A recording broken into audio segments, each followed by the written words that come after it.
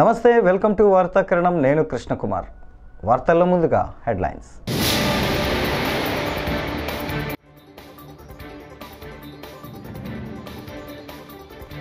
మహారాష్ట్ర ఎన్నికల్లో అవకతవకలు జరిగాయి. రాహుల్ గాంధీ.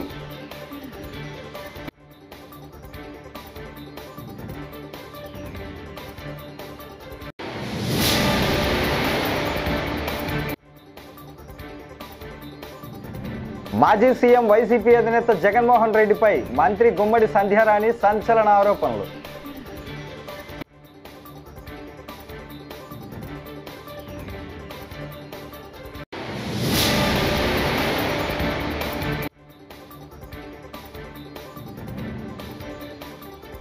పోలీసుల విచారణకు హాజరైన రామ్ గోపాల్ వర్మ.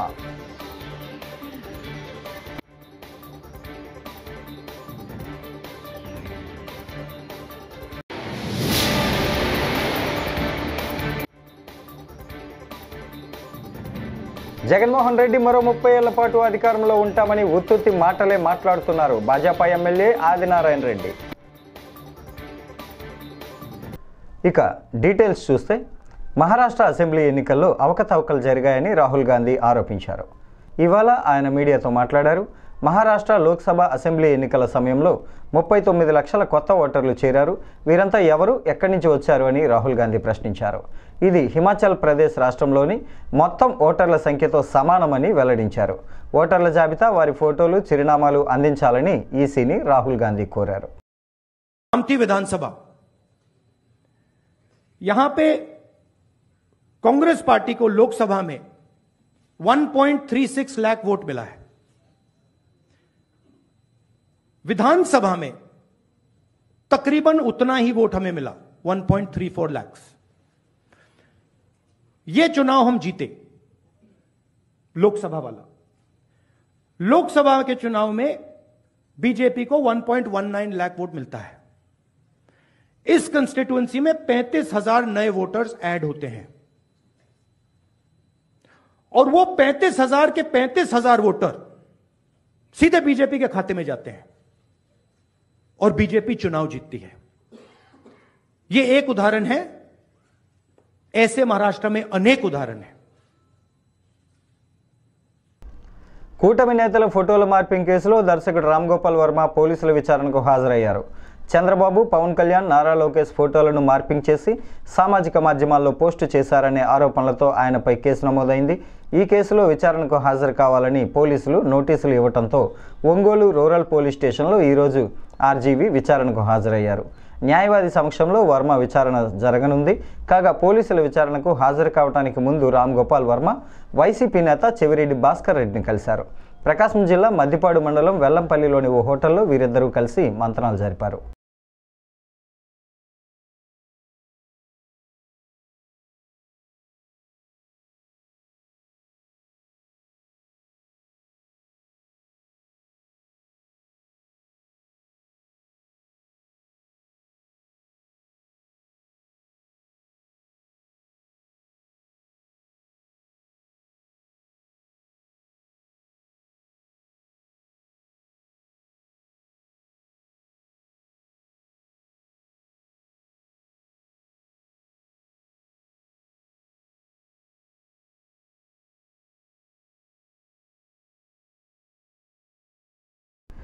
వైకాపా అధ్యక్షుడు జగన్మోహన్ రెడ్డి మరో 30 ఏళ్ల పాటు అధికారంలో ఉంటామని ఉత్తుత్తి మాటలు మాట్లాడుతున్నారని జమ్మలమడుగు భాజపా ఎమ్మెల్యే ఆదినారాయణ రెడ్డి ఎద్దేవా చేశారు. ఆయన 30 ఏళ్లు ఉంటే తాము కూడా 30 తరాలు అధికారంలో ఉంటామని వ్యాఖ్యానించారు. నోటికి ఎంతొస్తే అంత మాట్లాడటం మంచిది కాదని జగన్కు ఆదినారాయణ రెడ్డి హితవు పలికారు. కేంద్రం, రాష్ట్రంలో భాజపా ప్రభుత్వం అధికారంలో ఉన్న కారణంగా వికసిత్ భారత్ వైపు అడుగులు వేస్తున్నామని వ్యాఖ్యానించారు. కడపలో ఏర్పాటు చేసిన మీడియా సమావేశంలో ఆయన మాట్లాడారు. 175/175 ఎమ్మెల్యేలు, 25/25 ఎంపీలు. పోలింగ్ తర్వాత కూడా ఆయన మాట తప్పినారు అనేది ఆయనకు అలవాటది. జగన్ రెడ్డి గారికి నా ఎంట్రుక పీకలేరు ఇది స్టేట్మెంట్. నీ ఎంట్రుక మేమెందుకు పీకుతాం? మేము బీజేపీ పార్టీలో ముందు కొడతాం నేరుగా. నీకు ఎంట్రుకే లేకుండా చేస్తాం, నీకు రాజకీయ స్థానమే లేకుండా చేస్తాం. అది అభివృద్ధి ద్వారా. వికసిత భారత్ ద్వారా. కేసుల గురించి చెప్పడు, తను తిన్న డబ్బులు తన కేసులు. వివేకానంద రెడ్డి ఇష్యూ చెప్పడు. సొంతంగా తమ్ముడు ముద్దాయని తెలిసి వాళ్ళే చేయించినారని తెలిసి మాకు సంబంధం లేదని చెప్పడం. ముందు గుండెపోటు అనడం, మళ్ళీ గుండెలో పోటు అనడం. కర్నూలులో మీకు అందరికీ తెలుసు, విజయసాయి రెడ్డిని అరెస్టు అది అవినాష్ రెడ్డిని అరెస్టు కోసం కర్నూలుకు పోతే రకరకాలుగా లోకల్ పోలీసులను అడ్డపెట్టి ధర్నాలు పెట్టించి దాన్ని వాయిదా ఇప్పించాడు. మళ్ళీ ఆమె సునీత గారు వివేకానంద రెడ్డి కూతురు మళ్ళీ పిటిషన్ వేసింది. సాక్షులు కూడా ఒక్కొక్కరే జారుకుంటున్నారు, పైకి పోతున్నారు. లేటెస్ట్ పిటిషన్ వేసింది ఆమె, త్వరగా పరిష్కారం చేయండి అని కోర్టులో. ఎక్కడికి పోతుంది ఈ ప్రయాణం? వైఎస్ షర్మిల ఓపెన్గా చెప్తాంది. నీకేమో చిన్న, నేను గతంలో చెప్పినట్టు జగనప్పకు రెప్పకు దెబ్బ తగిలితే హత్యా ప్రయత్నం. వాళ్ళ సొంత చిన్నాన్న వివేకానంద రెడ్డి పొడిచి చంపితే ముందు గుడ్డెపోటు, ఆ తర్వాత చంద్రబాబు నాయుడు గారు చెప్తే ఆదినారాయణ రెడ్డి కానీ మరొకరు కానీ. మన గౌరవ ముఖ్యమంత్రి గారు కడప కలెక్టర్ గారు చెప్తున్నారు, ఇప్పుడు దాదాపు 3,500 ఎకరాలు ఉంటే ఇంకొక 4,000 ఎకరాలు సేకరించండి, వివిధ ప్రాజెక్టులు తెస్తామని. ఇక్కడే మే మహానాడు నాడు తెలుగుదేశం ఇక్కడ మహానాడు కడపలో జరగబోతుంది. అన్నీ పిచ్చి జగన్ సైకో జగన్గా మారడమే జగన్ 2.0 అని గిరిజన సంక్షేమ శాఖ మంత్రి సంధ్యారాణి విమర్శించారు. శవం లేస్తే కానీ బయటకు రాని దుర్మార్గుడు జగన్ రెడ్డి అంటూ ఆరోపిస్తున్నారు. వైఎస్ విజయలక్ష్మి, షర్మిల ఆయుష్లు గట్టివి కాబట్టి జగన్కు దూరంగా ఉంటున్నారని చెప్పారు. జగన్ తీరు మారుకుంటే ప్రజలే జగన్ను ఏపీ నుంచి బయటకు గెంటుతారని అన్నారు.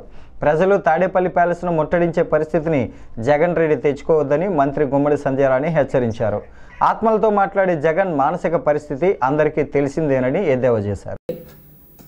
ప్రజలున్నారు, పేద ప్రజలున్నారు. ఎవరైతే ఇబ్బందులు పడుతున్నారో వాళ్ళు వచ్చి వాళ్ళ తాలూకు అర్జీలు ఇచ్చి ఇక్కడ ఉన్నటువంటి ఎవరైతే ఇక్కడ ప్రజాప్రతినిధులు ఉంటారో వాళ్ళు ఇక్కడ ఉన్నటువంటి అధికారులకి వెంటనే ఫోన్ చేసి చెప్పడం కానీ, లేదంటే వాళ్ళ తాలూకా ప్రాబ్లం ఏదైతుందో అది రాసుకొని తెలియజేయటం అనేది మొదటి నుంచి ఈ ప్రజా దర్బార్లో అలవాటు పడ్డాం. అది చేసుకుంటూ వెళ్తున్నాం.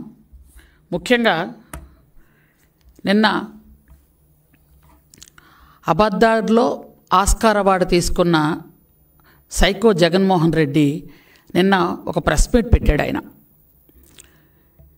ఆ ప్రెస్ మీట్లో 2.0 అంట, అంటే యాక్చువల్గా పిచ్చి జగన్మోహన్, సైకో జగన్మోహన్, దానిలో 2.0 జగన్మోహన్ అంటే ఒకసారి ఆలోచించండి.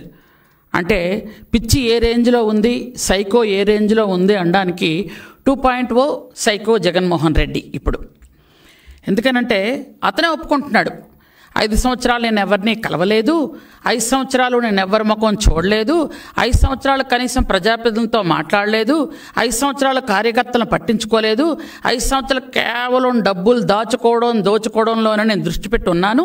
ఇప్పుడు అలా కాదు, ఇప్పుడు జగన్మోహన్ రెడ్డి 2.0 అంటే ఇంకా దోచుకోవడం ఎలాగో నేను మీకు చూపిస్తాను, కాబట్టి ఇప్పుడు అందరినీ కలుస్తాను అని చెప్తున్నాడు ఆయన. అసలు అతనికి నాకు తెలిసి మతి సరిగా పనిచేయదు. ఎందుకనంటే ఆయన ఆత్మలతోని వాళ్ళ నాన్నతోని మాట్లాడుతూ ఉంటాడు. మనకెప్పుడు తెలిసిన విషయం, ఎందుకంటే గత చాలా సంవత్సరాలుగా మనం వింటున్నాం, చూస్తున్నాం. అయితే ఆయనకి ఏంటంటే 4 సార్లు ముఖ్యమంత్రి చేసిన అభివృద్ధి సంక్షేమాన్ని 2 కళ్ళు ముందుకు తీసుకెళ్తున్న పరిపాలనా దక్షుడిగా పేరు పొందిన శ్రీ గౌరవ ముఖ్యమంత్రి వర్యులు నారా చంద్రబాబు నాయుడు గారిని విమర్శిస్తున్నాను అని కూడా ఒంటి మీద తెలివి లేకుండా మతి భ్రమించి మాట్లాడుతున్న ఒక మనిషి, మానసికంగా పూర్తిగా జబ్బు పడిపోయిన మనిషి గురించి మాట్లాడాలంటే నాకు జాలేస్తుంది. యాక్చువల్గా అసలు ఏమని మాట్లాడాలి అర్థం. ఆంధ్రప్రదేశ్లో కూటమి ప్రభుత్వం ఏర్పాటైన తర్వాత రాష్ట్ర వ్యాప్తంగా నియోజకవర్గ, జిల్లా కేంద్రాల్లో అన్నా క్యాంటీన్లను ఏర్పాటు చేసి నిర్వహిస్తున్న సంగతి తెలిసిందే. ఉదయం అల్పాహారం, మధ్యాహ్నం భోజనం అందిస్తున్నారు. పేదలకు అన్నా క్యాంటీన్ ఎంతగానో ఉపయోగపడుతుంది. నిత్యం వందలాది మంది పేదలు వివిధ ప్రాంతాల నుంచి నగరాలు, పట్టణాలకు విచ్చేస్తున్న వారు అన్నా క్యాంటీన్ల ద్వారా తమ ఆకలిని తీర్చుకుంటున్నారు. ఈ క్రమంలో విశాఖలో గురువారం ఆసక్తికర ఘటన చోటు చేసుకుంది. అన్నా క్యాంటీన్ వద్ద ఒక చిత్ర బృందం సందడి చేసింది. డాన్స్ మాస్టర్, దర్శకుడు అమ్మ రాజశేఖర్, జబర్దస్త్ నటుడు ముక్కు అవినాష్, తల చిత్రం ద్వారా హీరోగా పరిచయం కానున్న రాగిణీరాజ్ చిత్ర బృందం సభ్యులు అన్నా క్యాంటీన్లో భోజనం చేశారు.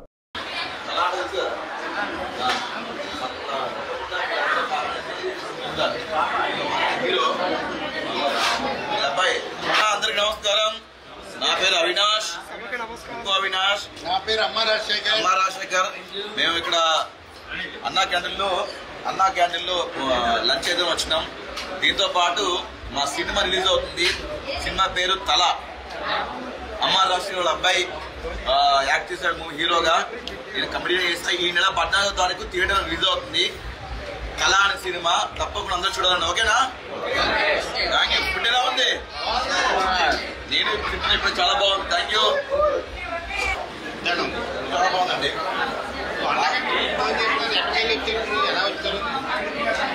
అంటే మేము సినిమా ప్రమోషన్ చేస్తున్నాం వైజాగ్.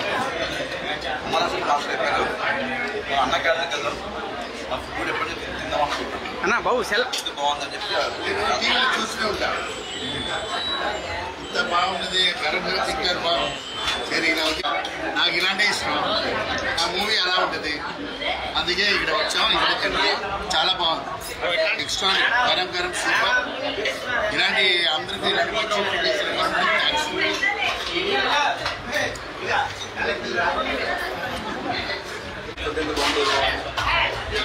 ప్రమోషన్ చేసింటే అలా ఒక్కరు వచ్చాం. చాలా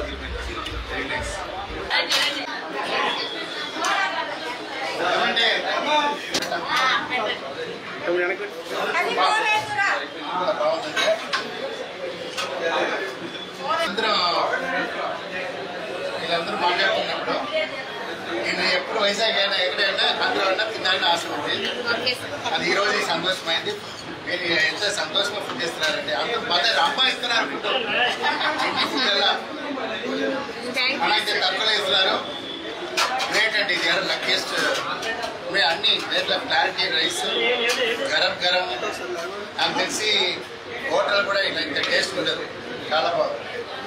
అలా అన్న చూడండి నవ్వుతున్నాయి. ఎలా ఉన్నా ముఖ్యమంత్రి చంద్రబాబు అధ్యక్షతన జరిగిన రాష్ట్ర కేబినెట్ సమావేశం ముగిసిన అనంతరం మంత్రి కొలుసు పార్థసారథి మీడియాకు వివరాలు తెలిపారు. AP knowledge society capacity building 2025కి కేబినెట్ ఆమోదం తెలిపిందని వెల్లడించారు. గతంలో మర్రిచెన్నారెడ్డి మానవ వనరుల కేంద్రం ఉండేదని, ఇప్పుడు కేంద్రం పాలసీలకు తగినట్టు ఏపీ రాజధాని అమరావతిలో అలాంటి సెంటర్ను ఏర్పాటు చేస్తున్నామని చెప్పారు.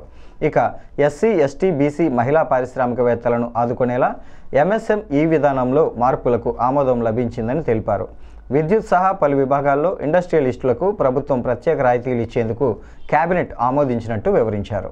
వాటర్ రిసోర్సెస్ డిపార్ట్మెంట్ వారు ఒక కేబినెట్ ముందుకు ప్రతిపాదన తీసుకురావడం జరిగింది. ఏమిటంటే గత ప్రభుత్వం 2014-19 సమయంలో చంద్రబాబు నాయుడు గారు ముఖ్యమంత్రిగా ఉన్నప్పుడు చెరువుల్ని అభివృద్ధి చేయడానికి, వాటర్ హోల్డింగ్ కెపాసిటీని పెంచడానికి కానివ్వండి, లేదు గ్రౌండ్ వాటర్ పెంచడానికి కానివ్వండి, నీరు చెట్టు కింద కొన్ని వేల కోట్ల రూపాయల ఖర్చుతో కొన్ని వేల పనులు చేయడం జరిగిందని చెప్పేసి మనం చేస్తా ఉన్నాను. మరి తర్వాత వచ్చిన ప్రభుత్వం రాజకీయ కక్షతో, రాజకీయ దురుద్దేశంతో చేసిన వాళ్ళందరూ కేవలం తెలుగుదేశం పార్టీ కార్యకర్తలు అనే అపోహతో ఆ కాంట్రాక్టర్లకి బిల్లులు చెల్లించుకోకుండా ఆ కాంట్రాక్టర్ల మీద విజిలెన్స్ అండ్ ఎన్ఫోర్స్మెంట్ కేసులు పెట్టి వాళ్ళని వేధించిన విషయం అందరికి తెలిసిందే. చాలా మంది కాంట్రాక్టర్లు కూడా ఈ వేదనతో మరణించడం కూడా జరిగిందని చెప్పేసి మనం చేస్తాను. ఈ విజిలెన్స్ అండ్ ఎన్ఫోర్స్మెంట్ ఎంక్వైరీ పేరు మీద చాలా మందికి పేమెంట్లు ఇవ్వకోకుండా ఇబ్బంది పెట్టిన పరిస్థితుల్లో మరి ఈ రోజు మంత్రి మండలి ముందుకి ఒక ప్రతిపాదన తీసుకురావడం జరిగింది. వాటర్ రిసోర్సెస్ డిపార్ట్మెంట్ మొత్తం ఒక 50.56 కోట్ల రూపాయలు డిఫరెంట్ పేమెంట్స్, అంటే విలేజ్ అండ్ ఎన్ఫోర్స్మెంట్ ఎంక్వైరీ మూలంగా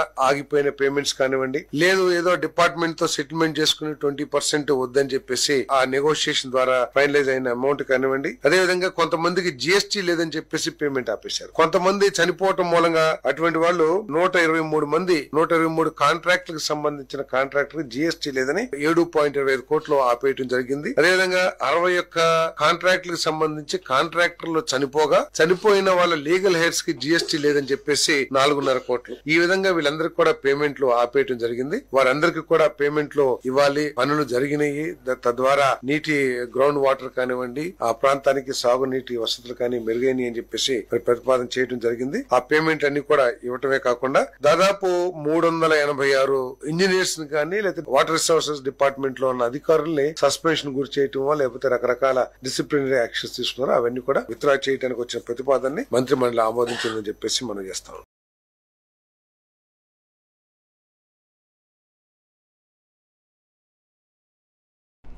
రాబోయే రోజుల్లో పౌరులు తమకు సంబంధించిన ధృవీకరణ పత్రాలేవి భౌతికంగా తీసుకువెళ్లాల్సిన అవసరం ఉండబోదని, తమ మొబైల్ ఫోన్లోనే అన్ని పత్రాలు డిజిటల్ రూపేణా పొందుపరచవచ్చునని ఆ దిశగా ప్రభుత్వం పనిచేస్తోందని రాష్ట్ర ఐటీ ఆర్టీజీ శాఖ కార్యదర్శి భాస్కర్ కాటంనేని తెలిపారు.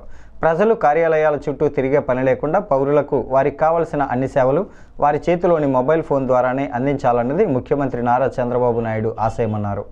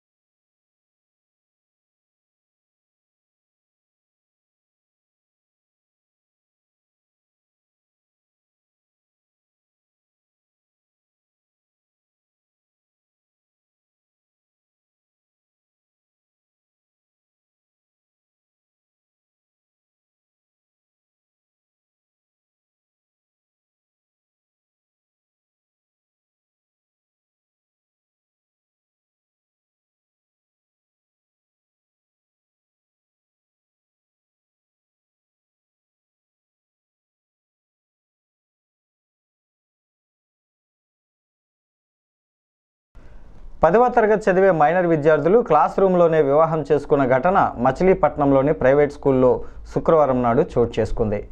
వివరాలు సేకరించడానికి వెళ్లిన మీడియాపై పాఠశాల కరస్పాండెంట్ విరుచుకుపడ్డారని మీడియా ప్రతినిధులు ఆగ్రహం వ్యక్తం చేశారు. ఈ ఘటనతో యాజమాన్యం హాస్టల్ నుంచి మైనర్ విద్యార్థులను ఇంటికి పంపించి వేశారు.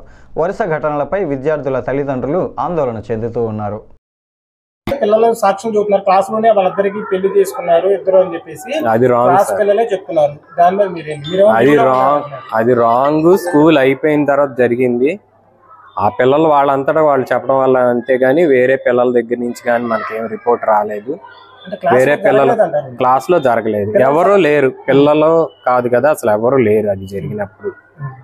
మేబీ వాళ్ళిద్దరు ఉన్నారేమో, వాళ్ళిద్దరు అది వాస్తవాన్ని నేను మొదటి నుంచి అంటున్నాను కదా.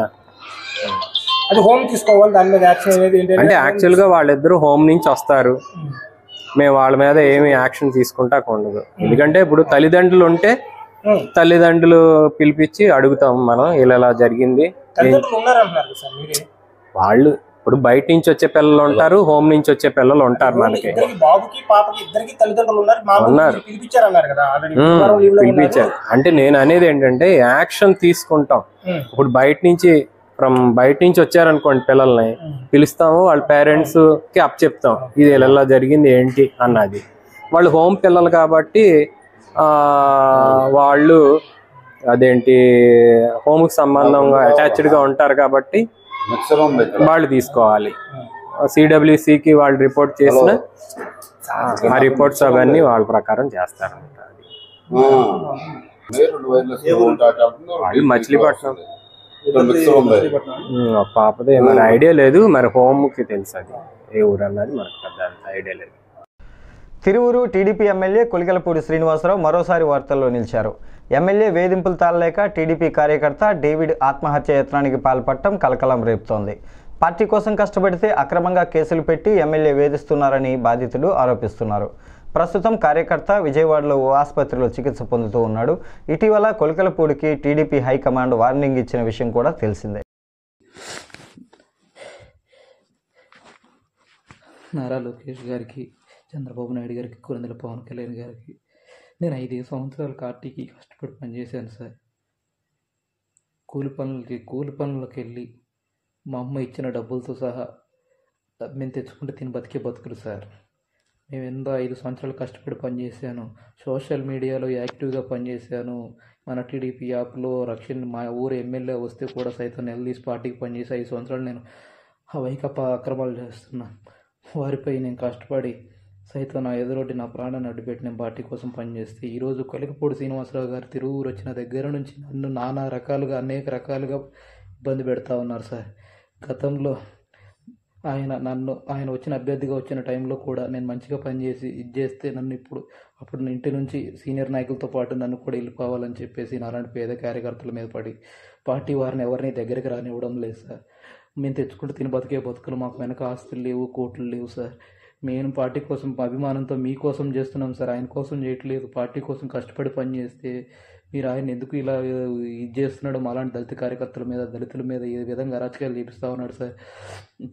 ఆయన నేను ఇది చేశాడని చెప్పేసి గతంలో ఆయన మీ పద్ధతి మార్చుకోవాలని పోస్టులు పెట్టానని చెప్పేసి ఆయన ఎమ్మెల్యేగా గెలిచిన తర్వాత నన్ను నానా రకాలుగా ఇబ్బంది పెట్టించి మా ఊళ్ళో ఉన్న కొంతమంది అగ్రకుర్ణాలకు చెందిన వైకాపా నాయకులతో పార్టీ నుంచి సస్పెండ్ చేసిన వారితో నన్ను రకరకాలుగా ఇబ్బంది పెట్టి నా ఇంటికి వచ్చి దాడి చేస్తే వాళ్ళని SC/ST కేసులు పెట్టి వాళ్ళని శిక్షించాలని ధర్నాలు చేసి ఇది చేసినా కానీ నా మీద అక్రమంగా కేసులు కట్టించి నన్ను చాలా బలవన్మన్నారికి గురి చేస్తూ ఉన్నాడు సార్.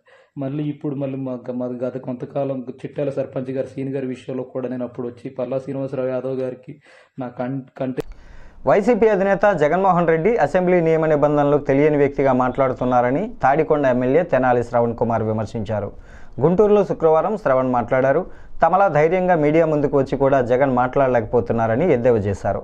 జగన్మోహన్ రెడ్డిని రాష్ట్ర ప్రజలు నమ్మే పరిస్థితుల్లో లేరని, 5 ఏళ్లలో 20 లక్షల ఉద్యోగాల కల్పనే తమ లక్ష్యమన్నారు.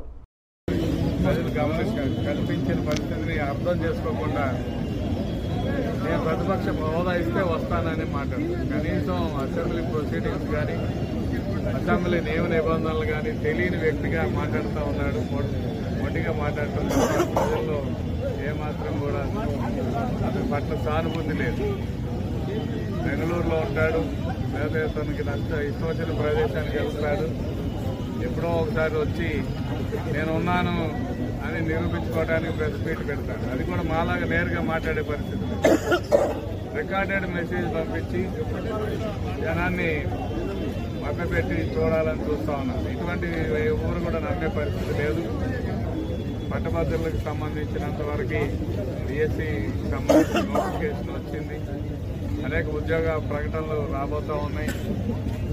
రాబోయే రోజుల్లో ఈ 5 సంవత్సరాల్లో ఉమ్మడి అభ్యర్థులుగా పోటీ చేసిన మేము ఇచ్చిన హామీలు ఏంటంటే 5 సంవత్సరాల్లో ప్రభుత్వ ఉద్యోగాలు కానీ, ప్రైవేటు ఉద్యోగాలు కానీ, స్వయం ఉపాధి పథకాల ద్వారా కానీ 20 లక్షల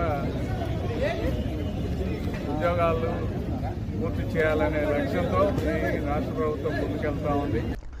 చిత్తూరు జిల్లా పొంగనూరు పరిధిలో ఈ నెల 10న జరిగే జాతీయ నులిపురుగుల నివారణ దినోత్సవాన్ని విజయవంతం చేయాలని అసిస్టెంట్ DMHO వెంకట ప్రసాద్ తెలిపారు. ఈ సందర్భంగా పట్టణంలోని ప్రభుత్వ ఆసుపత్రిని శుక్రవారం ఆయన తనిఖీ చేశారు. తర్వాత నులిపురుగుల నిర్మూలన కార్యక్రమానికి సంబంధించిన గోడ పత్రికలను ఆవిష్కరించారు. పిల్లల ఆరోగ్యం కోసం అందరూ ఆల్బెండజోల్ మాత్రలు తీసుకోవాలని అధికారి కోరారు. నేషనల్ డివార్మింగ్ డే ఆ రోజు దేశ స్థాయిలో మేము ఆంధ్రప్రదేశ్లో మెయిన్గా ప్రతి పాఠశాల నందు ఈ డివార్మింగ్ టాబ్లెట్స్ డిస్ట్రిబ్యూషన్ చేయబడుతుంది. మెయిన్గా వచ్చి అంగన్వాడీ సెంటర్లలోనూ, ప్రతి ఎలిమెంటరీ స్కూల్లోనూ, ప్రతి హై స్కూల్లోనూ ఈ యొక్క DEO కానీ MUO గారి సహకారంతో ఈ యొక్క మెడికల్ ఆఫీసర్లు, అంగన్వాడీ వర్కర్సు, ఆశాసు, ANMs, MLHPs, సూపర్వైజర్ల సహకారంతో ఈ యొక్క mass drug administration of albendazole tablet జరుగుతుంది. 1 నుంచి 2 సంవత్సరాల వరకు 6 మాత్ర పొడి చేసి ఇవ్వాలి. తర్వాత 2 నుంచి 3 సంవత్సరాల వరకు 1 మాత్ర పొడి చేసి ఇవ్వాలి. 3 నుంచి 19 సంవత్సరాల లోపు గల పిల్లలందరికీ 1 టాబ్లెట్ నమిలి మింగాలి. ఈ యొక్క టాబ్లెట్ ఇస్తే ఏమవుతుందంటే మన బాడీలో ఉన్నటువంటి నులి పురుగులు, ఆస్కారిస్ కావచ్చు, ఊకరేరియా బ్యాంక్రప్టీ కావచ్చు, తర్వాత బద్దె పురుగులు కావచ్చు, ఇవన్నీ చనిపోవడానికి తోడ్పడుతుంది. ఈ రక్తహీనత అనేది ఈ పురుగుల వల్ల మనకు రక్తహీనత ఉంటుంది. మన బాడీలో ఆ నులి పురుగులు చనిపోతే ఆటోమేటిక్గా బ్లడ్ అబ్జార్ప్షన్ పెరుగుతుంది, రక్తము యొక్క HB పర్సెంటేజ్ లెవెల్స్ పెరుగుతుంది. కాబట్టి దీన్ని మాస్ డ్రగ్ అడ్మినిస్ట్రేషన్గా గవర్నమెంట్ నిర్ణయించింది. కాబట్టి దీనికి అందరూ సహకరించాలని. ఇది ఇంకేమంటే మధ్యాహ్నం భోజనం పథకం భోజనం తర్వాత పిల్లలందరికీ వాళ్ళ ఏజ్ బట్టి టాబ్లెట్స్ మింగించబడుతుంది. మా ఆశా కార్యకర్తలు కానీ మా ANMలు కానీ అందరూ PHCలో ప్రతి స్కూల్ నుండి వెళ్ళి ఈ టాబ్లెట్ మింగిస్తారు. మెడికల్ ఆఫీసర్ గారి ఆధ్వర్యంలో జరుగుతుంది. తర్వాత ప్రోగ్రామ్ ఆఫీసర్లు కూడా ఫీల్డ్లో ఉండి ఈ యొక్క డీవార్మింగ్ డే ప్రోగ్రాన్ని మానిటర్ చేస్తారు. కాబట్టి తర్వాత 17 ఎవరైనా మిస్ అయిన చిల్డ్రన్. ఈ వార్తలు ఇంతటితో సమాప్తం. నమస్కారం.